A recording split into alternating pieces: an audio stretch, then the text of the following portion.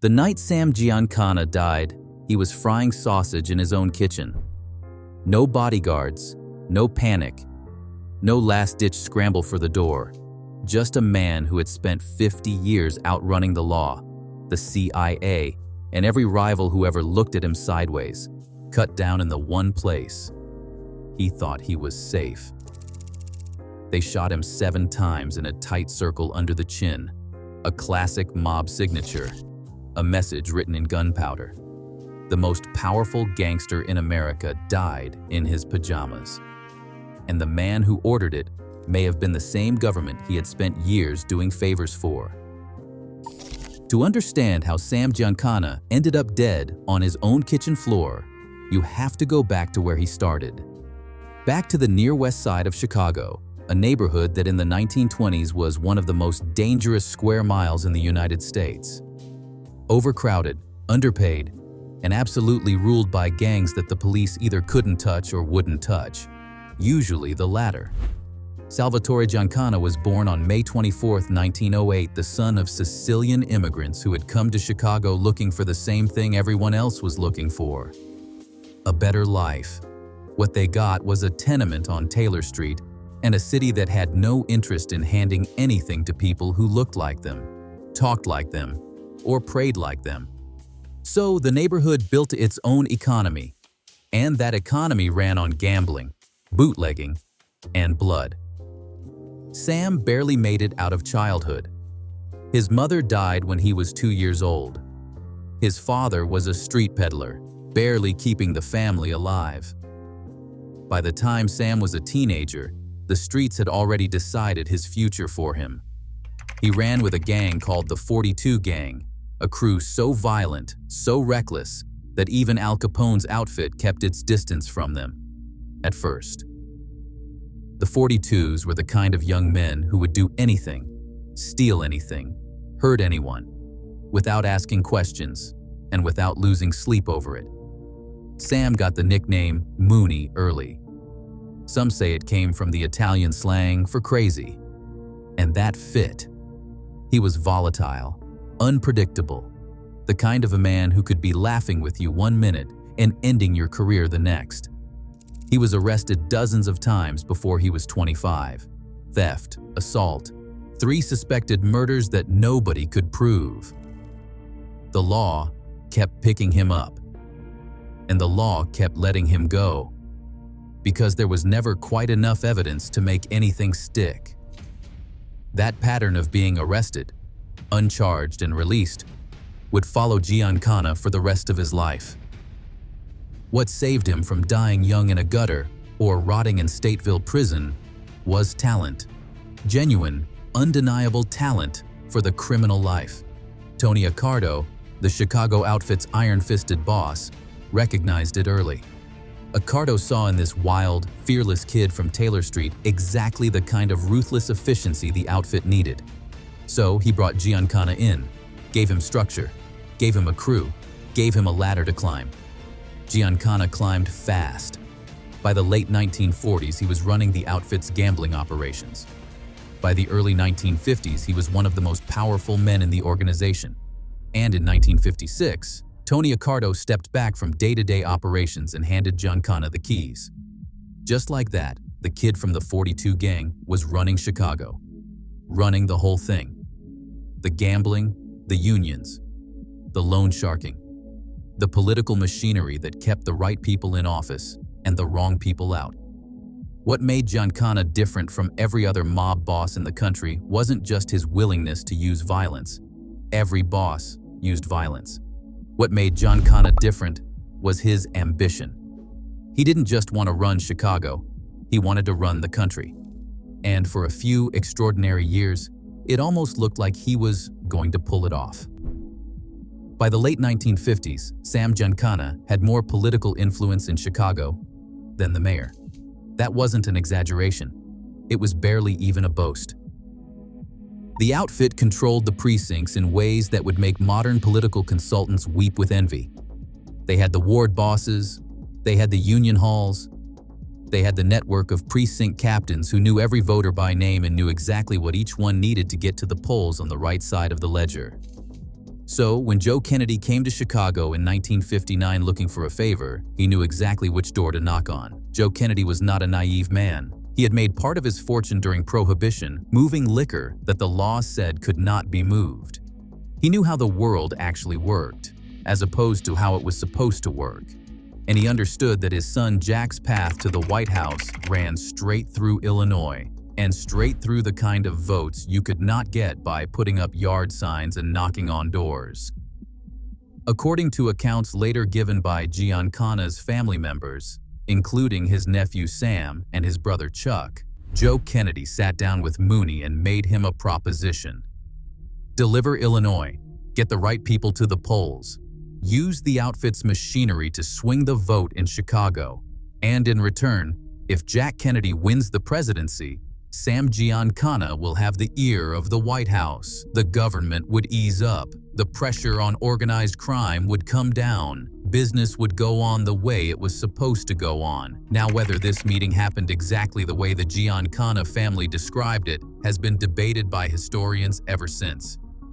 But this much is not in dispute. The outfit went to work for Kennedy in 1960. They sent their soldiers out into the neighborhoods. They worked the Italian precincts, the Irish precincts, the Polish precincts. They made phone calls and knocked on doors and made clear to people who understood implied threats exactly what was expected of them come Election Day. Illinois in 1960 came down to 9,000 votes. 9,000 votes out of nearly 4.5 million cast. Kennedy carried the state by a margin so thin it was almost invisible. And without Illinois, John F. Kennedy does not become President of the United States. Giancana believed he had put Kennedy in the White House. He said as much to his associates. He had done the Kennedys the biggest favor in the history of American politics. And now it was time to collect. He never collected a thing. Instead, the new president appointed his brother Robert Kennedy as Attorney General of the United States. And Robert Kennedy had one consuming obsession: destroying organized crime. He had been going after mob figures since the McClellan Committee hearings in the late 1950s. He had sat across the table from Sam Giancana himself and openly mocked him during testimony.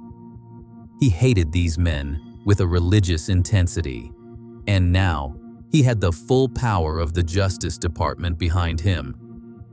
Giancana had made the deal of the century and walked away with nothing but a target on his back. That should have been the lesson right there. In the mob world, everybody knows there is no such thing as a free lunch. But Giancana had convinced himself that the rules were different when you were playing at this level. He was wrong, and he would spend the rest of his life paying for that mistake in installments. If the Kennedy double-cross was Giancana's first catastrophic miscalculation, what came next was the one that truly sealed his fate. Because in 1960, somewhere between the election and the inauguration, a man named Robert Mayhew reached out to Johnny Roselli, one of Giancana's most trusted lieutenants, with an unusual business proposition. The Central Intelligence Agency wanted to kill Fidel Castro. The CIA, freshly humiliated by the Bay of Pigs disaster and desperate to neutralize the communist government 90 miles off the Florida coast, had concluded that the most efficient solution was murder. But they could not do it themselves. Not officially. They needed someone who understood how to make a man disappear without leaving a paper trail that led back to Langley. They needed the mob. The outfit had been running Havana's casinos before Castro kicked them out in 1959. They had lost millions when he seized the hotels, the gambling floors, the entire infrastructure of a city that had been printing money for them. Giancana and his associates had every reason in the world to want Castro dead. So the CIA came to them not just as contractors but as partners with a shared interest. Giancana agreed. Of course, he agreed. This was the most powerful intelligence agency in the world coming to him, hat in hand, asking for his expertise. In Giancana's mind, this was validation of everything he believed about his own importance. He was not just a gangster. He was a man the government of the United States could not function without. What followed was equal parts spy thriller and dark comedy. Poison pills were developed, apparently by the same CIA chemist who would later appear in the Marilyn Monroe allegations, intended to be slipped into Castro's food or drink. Roselli coordinated with Cuban exiles. Attempts were made. None of them worked. Castro had his food tasted by others. His security was too tight. The whole operation collapsed into a series of missed opportunities and botched logistics. But the critical thing, the thing that mattered more than Castro staying alive, was the paper trail, or rather, what that trail represented. Giancana now had leverage. He knew things. He had participated in covert government operations. He had communicated directly with CIA handlers. He had documentation, or at least the memory, of everything that had happened. In the mob world, information is currency. Giancana had accumulated the most valuable and dangerous currency on Earth, and like everything else he touched, he was going to hold on to it too long. While Giancana was running CIA assassination plots out of one side of his operation, Robert Kennedy was dismantling him from the other direction. As Attorney General, Bobby Kennedy didn't just increase surveillance on organized crime figures. He made it personal. He built a special unit inside the Justice Department dedicated entirely to taking down the mob. He doubled and then tripled the number of mob prosecutions. He authorized wiretapping operations on a scale that would make modern civil libertarians faint. And nobody got more attention than Sam Giancana. The FBI under J. Edgar Hoover assigned agents to follow Giancana everywhere. Not just surveillance, harassment. They followed him onto golf courses and stood on the adjacent fairway close enough to listen. They sat at tables near him in restaurants. When he drove somewhere, they drove right behind him. No attempt at subtlety, making sure he knew they were there. When Giancana played golf at a country club in the Chicago suburbs, FBI agents started playing the same course and monitoring his every conversation. Giancana sued the federal government over the golf course surveillance. A federal judge actually ruled in his favor and forced the FBI to maintain a one-hole distance if they were going to follow him around the links. It was a minor legal victory and an enormous strategic catastrophe. Because the lawsuit and the publicity around it announced to the entire mob world that Sam Giancana had become the single most surveilled criminal in the United States. There is a code in the outfit. You don't attract attention. You don't make the papers. You don't sit across from senators on national television and giggle when they ask you questions, which Giancana did, famously, during the McClellan hearings. You make your money quietly, you take care of your people, and you stay invisible. Giancana had never been good at invisible. He was dating Phyllis McGuire, one-third of the famous McGuire sisters singing group. He was seen at the best restaurants in Chicago, in Las Vegas, in Los Angeles. He traveled to Europe. He was photographed. He was written about. He was, in the language of organized crime, completely out of pocket.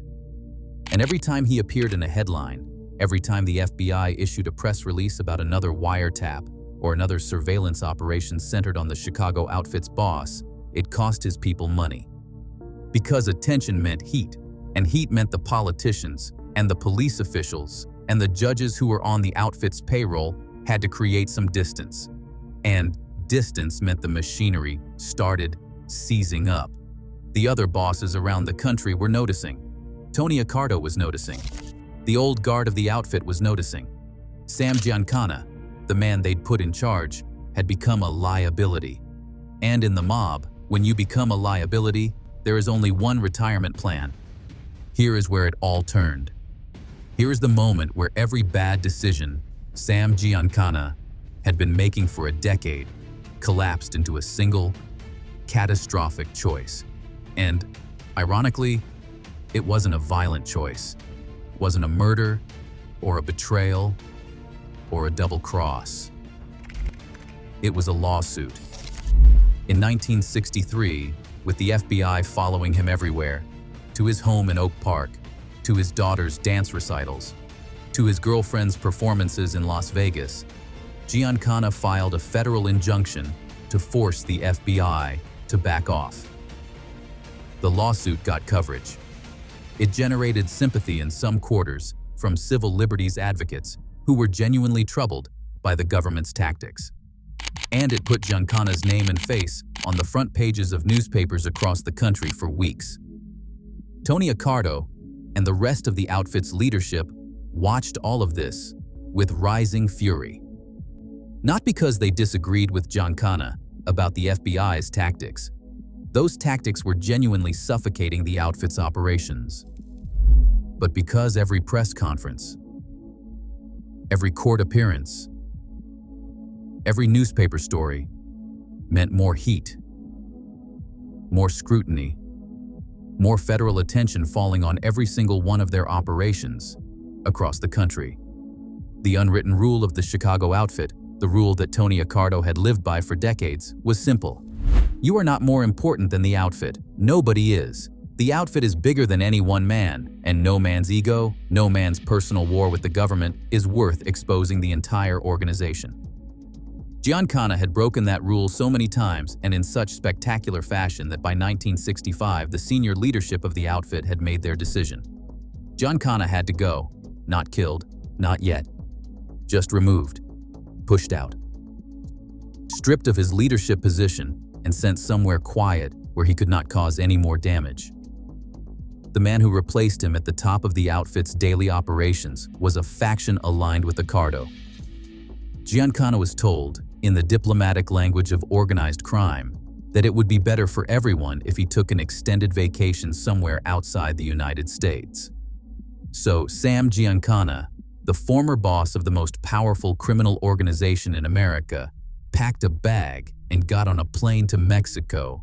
He settled in Cuernavaca, a beautiful colonial city about an hour south of Mexico City.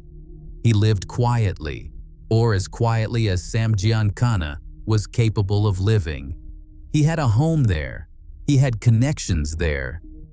He maintained some involvement in international ventures, but he was out of Chicago, out of power, out of the outfit's good graces.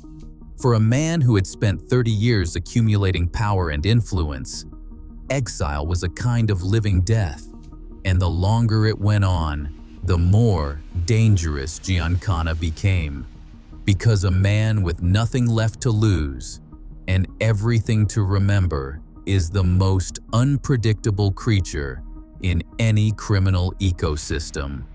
He spent 9 years in Mexico, 9 years watching from a distance as the outfit operated without him. As the CIA connections he'd cultivated gathered dust, as the Kennedys were assassinated and investigated and memorialized, while he sat in Cuernavaca, knowing things that nobody who was still alive could verify. And then, in 1974, the Mexican government threw him out. A change in the political wind, pressure from somewhere, perhaps from Washington, perhaps from the outfit, perhaps from both. And suddenly, Giancana had no choice but to go home to Chicago. He came back to a city that had moved on without him. His power was gone. His crew had been absorbed by others. The men who had feared him now regarded him with a mixture of pity and something more dangerous than pity, wariness. Because Sam Giancana had come home carrying 9 years of secrets, and Washington was starting to ask questions. The years in Cuernavaca changed Giancana, not in the way that exile changes a man who has reflected on his sins and found humility. In the way that exile changes a man who has had nothing but time to dwell on every grievance, every betrayal, every promise that was broken. He knew what the Kennedys had done to him. He knew what the CIA had used him for and then discarded. He knew what his own outfit had done, pushing him out, letting the feds squeeze him until he had no choice but to run. He carried all of it, every slight, every betrayal, cataloged and annotated in a mind that had always been sharper than people gave him credit for. In Mexico, he was not entirely idle. He maintained connections with associates there, with international business interests that the outfit had developed over the years. He met periodically with men who brought news from Chicago, from Las Vegas, from the various outposts of American organized crime. He kept his hand in, even from a distance. But the real power was gone, and he knew it. The real power was in the room when the decisions were made, and Giancana was not in that room anymore. Tony Accardo and his allies had restructured the outfit around his absence. The machine had been recalibrated, and it ran without him. When the Mexican government finally expelled him in 1974, Giancana returned to the house on Winona Avenue in Oak Park, the same quiet suburban street where he'd lived for decades. He was 66 years old, he had heart trouble, and he was walking back into a city where the people who had once answered to him now answered to someone else. He did not come back quietly. Almost immediately, he began reaching out to old associates, signaling that he intended to reclaim some portion of his former influence. Whether he genuinely believed he could do that, or whether it was simply the only language he knew, is impossible to say. But the signals he was sending were picked up by the FBI, by the outfit's current leadership, and eventually by the one audience that would prove most consequential, the United States Senate. In 1975, a Senate committee chaired by Idaho Senator Frank Church began one of the most consequential investigations in American political history. The Church Committee, as it came to be known, was investigating abuses by the CIA, the FBI, the NSA. It was looking at illegal surveillance programs, at assassination plots against foreign leaders, at the systematic ways in which American intelligence agencies had operated outside the law for decades. And sitting right at the intersection of almost every major thread the committee was pulling on was Sam Giancana. Giancana knew about the CIA's Castro assassination plots from the inside. He had run them. He knew about the relationship between the intelligence community and organized crime that had developed through those operations. He knew about conversations and meetings and arrangements that no living official in Washington wanted aired in public. And given his history with the Kennedys, given his own claims about his role in the 1960 election, he almost certainly knew things about the Kennedy assassination that the committee very much wanted to hear. The committee subpoenaed him. Giancana was ordered to appear before the United States Senate and testify under oath about everything he knew. The implications were staggering. He had participated in CIA assassination plots. He claimed to have helped elect a president. He had been targeted by that same president's brother in the most aggressive anti-mob campaign in American history. He had spent 9 years in exile and come back with nothing left to lose, and now he was about to sit down before the Senate and start talking. Think about who was frightened by that prospect. CIA officials who had authorized and run Operation Mongoose. Anyone involved in covering up what actually happened in Dallas in 1963. Members of the outfit who had participated in operations that Giancana knew about. Former associates who had built comfortable lives and had no interest in having those lives examined under Senate subpoena lights. This was the moment. This was when Sam Giancana became the most dangerous man in America. Not because of what he had done, most of that was decades old, but because of what he was about to say. He was scheduled to testify before the Church Committee in the summer of 1975. He never made it. The night of June 19, 1975, was a warm summer night in Oak Park, Illinois. Sam Giancana was at home on Winona Avenue, doing something as ordinary as a man like him could do. He was in the kitchen, cooking sausage and escarole, Italian food, the kind of meal that fills a house with the smell of something familiar and safe. There was a person in the house with him that night. The details of who exactly was present and when they left have never been fully resolved. What investigators found when they arrived was this: Sam Giancana on the kitchen floor, on his back, with 7 bullet wounds. 6 shots in a tight pattern beneath his chin, and one final shot directly into his mouth. The weapon was a .22 caliber pistol fitted with a silencer. The choice of weapon was deliberate and meaningful. A .22 caliber silenced pistol is a specific tool with a long tradition in the American mob. It does not make noise. It does not make a mess. It leaves a small entry wound. It is a weapon chosen by someone who has done this before and intends to do it cleanly. The tight, circular pattern of the wounds beneath the chin told investigators everything they needed to know about the nature of this killing. That pattern, 6 shots in a cluster beneath the jaw and one final shot in the mouth, was a calling card. It was a message. It was the mob's way of saying, "This man talked too much, and now he will never talk again." Giancana had not been robbed. There were no signs of a struggle. The door had not been forced. Whoever had come to that kitchen on Winona Avenue had been let in. Giancana had known his killer or killers. He had been comfortable enough to turn his back on them while he stood at the stove. In the entire history of organized crime in America, there may not be a murder more perfectly constructed to send a message while simultaneously erasing the most valuable witness in the country, one day before Giancana was scheduled to be questioned by Senate investigators. That timing was not a coincidence. Nothing in the world Sam Giancana had lived in was ever a coincidence. The Cook County Medical Examiner ruled the death a homicide. The investigation began immediately, and it went nowhere. The question of who killed Sam Giancana has never been officially answered. No one was ever charged. No one was ever convicted. The case, technically, remains open. But the question of who had the motive, the means, and the urgency has a much shorter list of answers. Start with the outfit. Giancana had returned from Mexico trying to reassert himself, making noise, reaching out to associates, signaling ambitions that the current leadership had no interest in accommodating.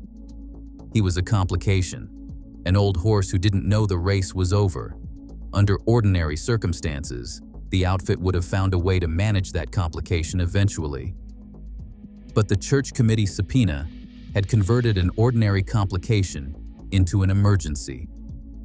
Because if Giancana sat in front of those senators and started talking freely, there were names he could name, operations he could describe. That would bring federal heat down on the outfit in ways that made the post-Lufthansa surveillance look like a casual afternoon. Then there was the CIA. The church committee was investigating the Castro assassination plots specifically.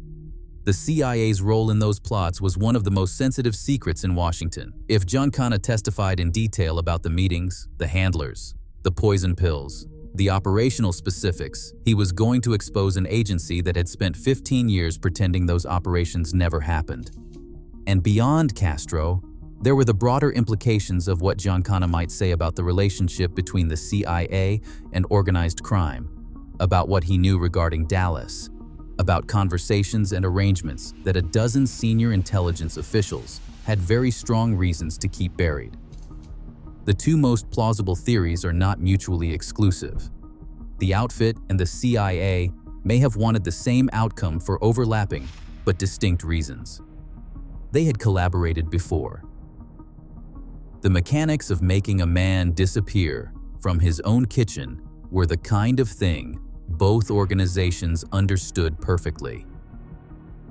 What is certain is the timing. It happened one day before Senate investigators were set to question him. That detail does not leave room for coincidence. The identity of the actual shooter has been the subject of speculation for 50 years. Some investigators pointed toward a figure with outfit ties who had access to Giancana's home and whom Giancana would not have feared. No arrest was ever made. The FBI investigation stalled. The Senate committee lost its witness and moved on. Johnny Roselli, Giancana's associate, who had also been subpoenaed by the church committee and had already given one round of testimony, was murdered the following year, 1976. His body was found stuffed in an oil drum, floating in Miami's Dumbfoundling Bay. 2 witnesses to the CIA and mob Castro plots were gone within 13 months of each other. The pattern was unmistakable. The message was clear. Anyone who had been in those rooms, who knew what had been discussed and what had been agreed to, was now a liability. And in the world Sam Giancana had built his entire life around, liabilities were handled the same way they had always been handled. Sam Giancana spent his whole life believing he was indispensable. That was his biggest mistake. He believed it when he made the deal with Joe Kennedy. He believed it when he agreed to work for the CIA. He believed it when he filed that lawsuit against the FBI and put his face on the front page of every newspaper in the country. He believed it right up until the moment he turned his back to fry sausage in his own kitchen. The truth about Sam Giancana is this: he was brilliant at accumulating power and catastrophically bad at understanding its limits. He confused the fact that powerful people needed him with the idea that powerful people valued him. They didn't. They used him. The Kennedys used him to win an election, and then set their most lethal weapon on him. The CIA used him to run assassination plots, and then, when those plots became a liability, they made him one too. The outfit used him to run Chicago for a decade, and then pushed him out the moment he became a problem. The week he died, Sam Giancana knew more dangerous secrets than almost any other living American. He knew about Castro. He knew about the Kennedys. He knew about the machinery of power that runs underneath the official version of history, the version that gets written in textbooks and recited by politicians.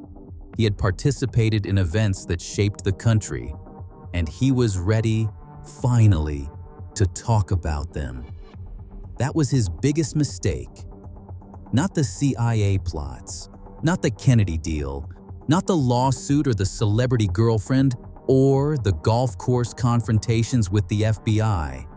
The biggest mistake was coming home from Mexico with all of that knowledge, letting people know he had it, and then waiting too long to use it as protection. In the mob, information is only valuable while you're alive.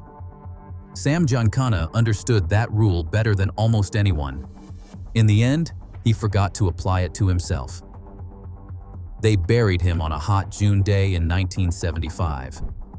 Half of Chicago turned out, or stayed away depending on which half you were. The government agents who had followed him for 20 years watched from a distance. The Senate committee that had wanted him to testify issued a statement and moved on to other witnesses. In the kitchen on Winona Avenue, the sausage burned in the pan. Nobody turned off the stove.